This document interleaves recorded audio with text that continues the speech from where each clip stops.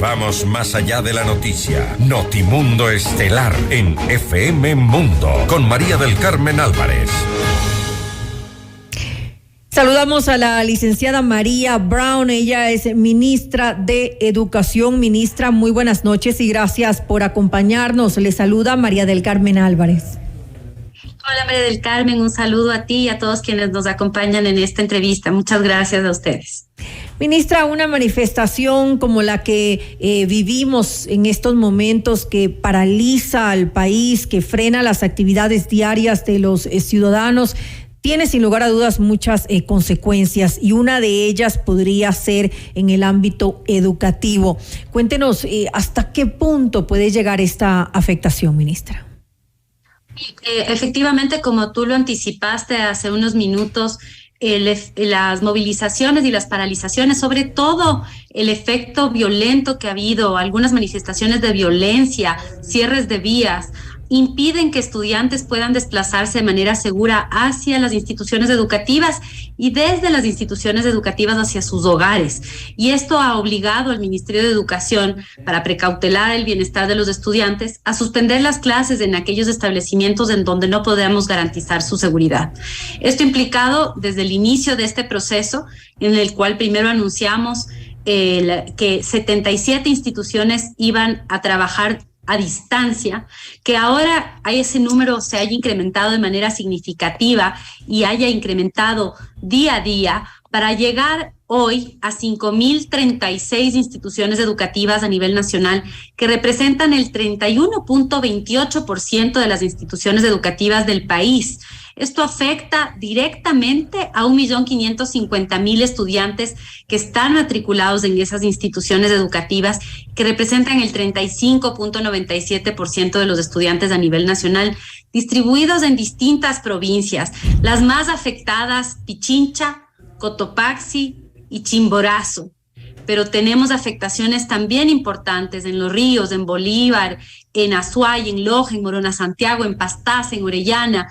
Las únicas tres provincias, que el día de hoy no han tenido ningún cierre son Santo Domingo, Manabí, Santa Elena, y dos provincias en donde tenemos cierres pequeños, como son en Zamora Chinchipe, con una institución educativa, en Esmeraldas, una institución educativa, en Carchi 9, pero en Pichincha, solamente en la provincia de Pichincha, 1.653 instituciones educativas el día de hoy no pudieron tener clases presenciales, y esperamos que pronto este llamado al diálogo que ha hecho el gobierno nacional, esta respuesta a la carta de la organización de la CONAIE por parte del presidente con algunas propuestas que responden a esos puntos y a preocupaciones de la ciudadanía, el llamado al diálogo por parte de las organizaciones sociales y la academia, se ha respondido de manera positiva, que vayamos al diálogo, que es la mejor salida, porque realmente el Ecuador lo que busca, María del Carmen, es paz. Eso es lo que queremos todos, paz, reactivación y sobre todo que nuestros niños puedan volver a la normalidad y en la Sierra Amazonía terminar el año de forma presencial. Además, esto tomando en cuenta que estamos saliendo de una pandemia que tuvo pues a nuestros niños y adolescentes alejados, ministra, de sus aulas durante aproximadamente 2 años, y ahora recién pues estábamos iniciando con la reactivación educativa. ¿Hasta qué punto puede llegar a afectar justamente el desarrollo educativo en nuestro país? Esta inestabilidad en la presencialidad, pese a que los docentes hacen el enorme esfuerzo de continuar las clases a distancia, hemos sido testigos y ahora más que nunca somos conscientes de que esa educación a distancia no sustituye la presencialidad. Los más afectados son los estudiantes. El tener también esta sensación de que no hay una continuidad en un proceso educativo, de no saber qué pueden prever en un futuro cercano, genera mayor ansiedad. Ya habíamos hablado que en la pandemia uno de los elementos que afectó a los estudiantes es la salud mental, el desarrollo socioemocional. Y para mejorar en la salud mental y el desarrollo socioemocional, uno de los elementos fundamentales es tener una rutina que sea predecible y sentirse seguros, algo que en estas semanas se ha fracturado no solamente para los jóvenes, sino también para los adultos. Y yendo también al tema del desarrollo económico y reactivación. Los mismos pedidos que hacen las organizaciones es el fortalecimiento de la educación, la inversión en infraestructura. Como ustedes saben, hemos destinado este año $200 millones para infraestructura, y en este mismo momento hemos tenido que paralizar obras que estaban en marcha por estas movilizaciones. 951 instituciones educativas van a recibir un mantenimiento con una inversión de más de $40 millones, y muchas de estas obras han debido suspenderse por la falta de abastecimiento de materiales, que no llegan los materiales a la obra, los cierres de vía, inclusive amenazas de manifestantes en las obras, a quienes trabajan en las obras, que han obligado a que éstas se paralicen. Tenemos en este momento 72 obras a nivel nacional que están paralizadas, de las que estamos en este momento trabajando. 72 no han podido continuar, y esto implica un retraso en las obras, implica un rezago en el proceso de mantenimientos, y sin mencionar las obras nuevas, en construcciones completamente nuevas que estaban en marcha, 7 obras que hoy día están suspendidas, 2 de las cuales son en instituciones educativas interculturales bilingües. Por lo tanto, ahí también vemos la incongruencia que existe en el discurso y en la práctica. ¿Qué es lo que pasa con estas paralizaciones y estas movilizaciones? Un retroceso en aquellos elementos que las mismas personas que demandan ser atendidas han planteado en la hoja de ruta. Mejor inversión en infraestructura educativa, y no podemos avanzar con las obras. Y justamente, ministra, como parte de las medidas que constan en el decreto 456, se incluye el aumento del presupuesto en la educación intercultural bilingüe. ¿A cuánto llegaría a ascender ese presupuesto durante este año, durante este 2022? ¿Y qué implicaciones tiene esto?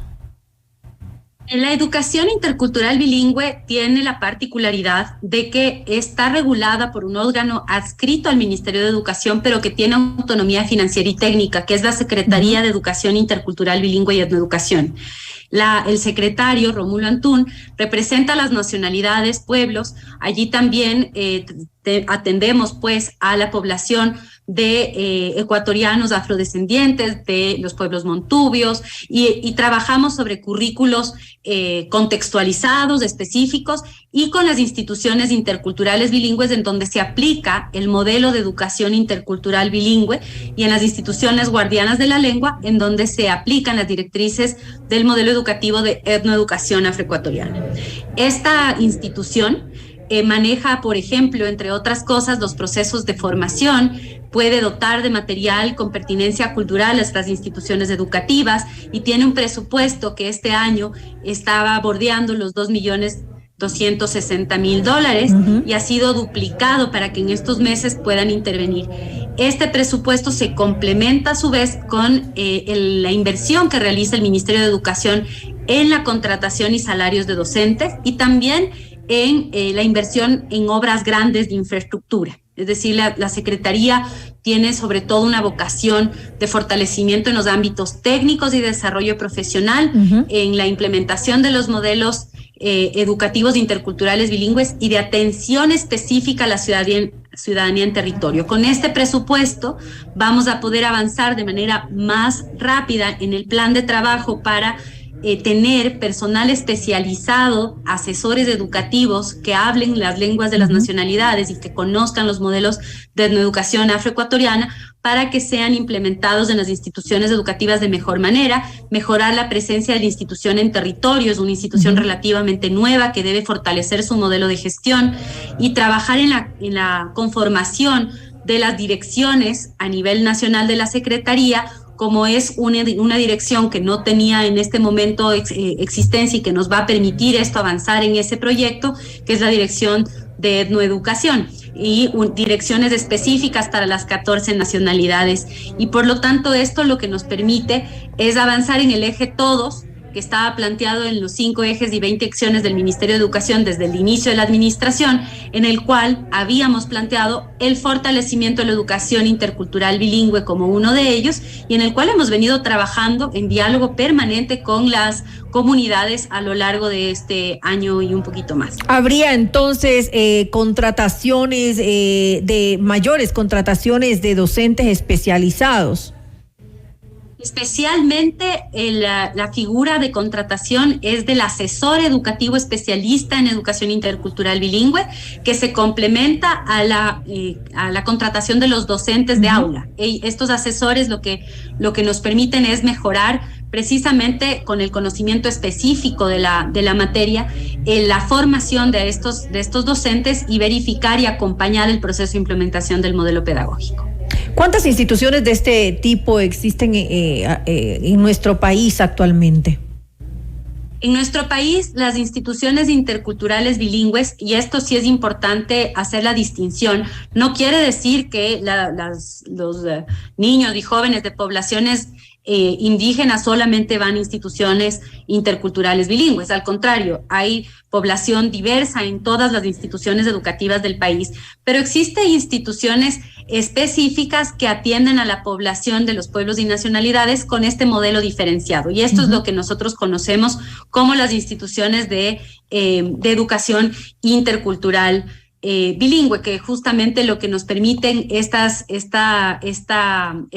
figura es que exista modelo pedagógico diferenciado para garantizar la educación de estos estudiantes. Y aquí es donde vemos una inversión diferenciada en las instituciones educativas a nivel nacional que tienen justamente este modelo de educación. Son aproximadamente 700 distribuidas a lo largo del país.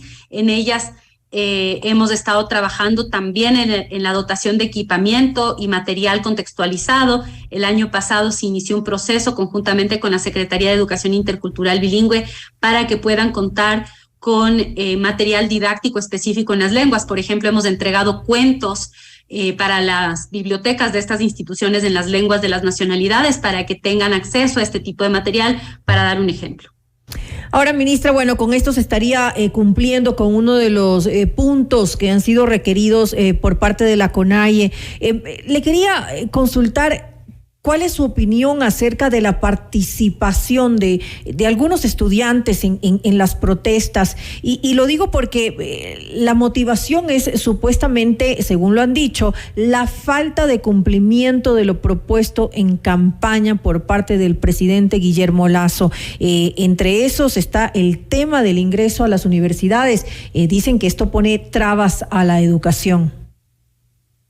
Bueno, sobre el primer punto, efectivamente, bueno, yo no diría que cumple en dejar a la educación intercultural bilingüe en el estado deseable. Este es un camino largo por recorrer. Tenemos que ser absolutamente claros en que este tipo de acciones tienen que sostenerse en el tiempo. Hoy en día tenemos 8.900 docentes de educación intercultural bilingüe. Esto tiene que seguirse reforzando, mejorar sus capacidades, inclusive la posibilidad de ampliar el número de instituciones que existen. Por otro lado, con lo que menciona respecto a la participación de estudiantes en distintas maneras, yo sí quiero hacer una diferenciación, ¿no es cierto?, en las movilizaciones. Tenemos, por un lado, personas de los movimientos indígenas o de las comunidades indígenas que se han sumado a las manifestaciones de manera pacífica, que en muchas ocasiones van hacia las ciudades o vienen hacia la ciudad de Quito con niños. Estos niños no participan de manera activa en la movilización, vienen con sus mamás y ellos, como diríamos, no es un tema de una decisión voluntaria de los niños, sino que ellos vienen con su familia, y esos son los que en este momento muchas veces son acogidos dentro de las universidades luego de una larga trayectoria y no están inmersos en un proceso ni violento ni mucho menos, sino que tiene que ver con la idiosincrasia de nuestras nacionalidades que típicamente realizan este tipo de marchas idealmente pacíficas con las familias. Vemos madres, vemos personas de la tercera edad, vemos niños. Estos niños lamentablemente también están perdiéndose clases. Son niños en edad escolar que podrían estar en las aulas y en lugar de estar en las aulas están en estos procesos de movilización en donde también pueden ver vulnerados sus derechos. Ven no solamente vulnerado su derecho a la educación, sino muchas veces viajan en condiciones no idóneas, sin la alimentación necesaria, largas horas sin dormir, entre otras cosas. Entonces, está esa población con la que obviamente nos sensibilizamos, nos preocupamos y tenemos que buscar que se restituya este derecho y que cuando regresen a su comunidad lo hagan de manera adecuada y que se reinserten a la educación lo antes posible, al igual que el resto de los niños que estén estudiando. La educación es realmente algo muy importante, lo hemos podido vivir las madres y todas las familias en el país. Y por otro lado tenemos estudiantes que ya están en los últimos años de la secundaria, que pueden participar de manera más activa en estas movilizaciones, y por supuesto vemos con preocupación cuando estudiantes forman parte de acciones más bien violentas. Y es ahí donde buscamos que haya, por supuesto, los estudiantes. Nosotros queremos estudiantes con pensamiento crítico, con capacidad de expresar si disienten sobre alguna política pública, ser propositivos, proponer alternativas, participar en mesas diálogos, es decir, ejercer una ciudadanía activa. ¿Qué mejor? No todos tenemos que estar de acuerdo, pero ejercer una ciudadanía activa tiene que estar dentro del marco del respeto de la diversidad, dentro del marco de las leyes, dentro del marco del diálogo, dentro del marco de la democracia y del Estado de Derecho. Cuando vemos, en cambio, estudiantes participar en actos como el que pudimos ver fuera de una unidad educativa en la ciudad de Quito hace unos días, pues nos preocupa que precisamente ellos estén recurriendo a métodos violentos para manifestar su desacuerdo, que es absolutamente respetable, y nos levanta una alerta que ya habíamos manifestado hace algún tiempo, que es: tenemos que trabajar como comunidad y como sociedad en la incorporación de la educación, en resolución pacífica de conflictos, en la educación, en precisamente la ciudadanía y el respeto al Estado de Derecho dentro de las instituciones educativas. Queremos estudiantes que precisamente planteen opciones, que sepan expresar cuando no están de acuerdo, pero también queremos ciudadanos que sean ciudadanos respetuosos de la norma y sobre todo respetuosos de los demás, que no agredan ni a los bienes, pero sobre todo a las otras personas en el ejercicio pues de sus derechos. Sin lugar a dudas, ministra, pero con relación a usted como ministra de Educación, ¿qué se está haciendo con relación a estas inquietudes que se tienen? Que yo le mencioné el tema del ingreso a las universidades. ¿Qué se está haciendo con esto? ¿Se ha planificado algo? ¿Se tiene previsto de alguna manera analizar esta situación en un futuro inmediato? No sé si lo tienen ustedes en agenda ese tema. Efectivamente, ha sido también objeto de los diálogos que hemos mantenido con estudiantes y gremios, ha sido también objeto del trabajo que ha llevado a cabo la CENESID para que se vaya avanzando hacia una reforma de la normativa de acceso a la educación superior, que es parte de los reglamentos existentes, de la normativa existente para que regula precisamente el sistema de educación superior. Ha sido promesa de campaña del presidente Lasso y ha sido algo en lo que hemos estado trabajando. Por parte del Ministerio de Educación hemos avanzado en el diseño ya de una reglamento de ley. El día de hoy hemos tenido una nueva reunión con los gremios de docentes. El día de ayer tuvimos la reunión con los gremios de colegios particulares y fiscomisionales. El día de hoy en la mañana también con los transportistas escolares, y continuaremos esta semana en unas mesas técnicas con los docentes para terminar la revisión del reglamento, en el cual, entre otras cosas, se habla sobre orientación vocacional, cuál es el cambio de la orientación vocacional, la orientación profesional, cuáles son los cambios que se van a llevar a cabo en el bachillerato para que tenga una mayor correspondencia con la educación superior y que también podamos asumir algunas responsabilidades respecto a que esta trayectoria que tienen que tener los estudiantes sea más flexible y que permita que también existan mayor información y coherencia entre lo que sucede en el bachillerato con las distintas opciones, tanto de educación superior como de trabajo y formación postsecundaria, que sea más atractivo para los estudiantes y cumplir con lo que dice la ley. Ahora la ley plantea un bachillerato que no solamente tenga los énfasis del bachillerato técnico, sino que dentro del bachillerato en ciencias también haya algunos énfasis o especializaciones que van a vincularse luego con la educación superior, y esto está próximo a ser emitido. Estamos en la última revisión, tenemos ya un borrador del reglamento de la Ley de Educación Superior en donde se plantean algunas reformas para flexibilizar el ingreso a la universidad, y sin duda, nuevamente, como decía hace un momento, no todos estos desafíos se solucionan con la norma. Es un paso que nos pone enfrente un camino a recorrer,